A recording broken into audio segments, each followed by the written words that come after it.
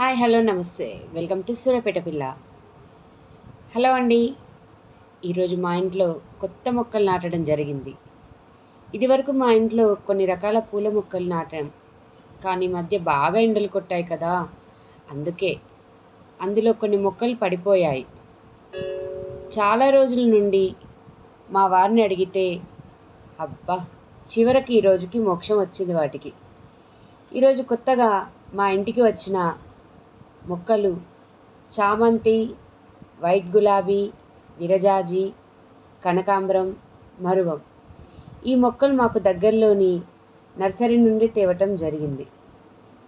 మరి ఈ మొక్కలకు కావలసిన కుండీలు, అలాగే ఎర్రమట్టిని మా వారు కష్టపడి తెచ్చారు పాపం. అయితే కొత్తగా తెచ్చిన కుండీలలో మా వారు మట్టి, ఇసుక నింపి మొక్కలను జాగ్రత్తగా పెట్టి మేము తెచ్చుకున్న ఎరువును అందులో పోశారు. చక్కగా ఉన్నాయి కదా ఫ్రెండ్స్. నాకు మొక్కలు పెంచాలంటే చాలా ఇష్టం.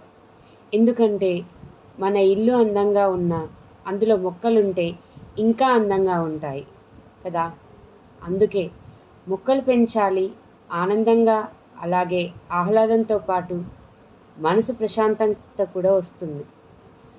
రోజు ఉదయం ఒక గంట సేపు ఈ పూల మొక్కల సొగసు చూస్తూ, అవి పెరిగే విధంగా జాగ్రత్తలు చేస్తూ నీరు పోస్తుంటే ఆహా చెప్పలేని ఆనందం ఉంటుంది కదా.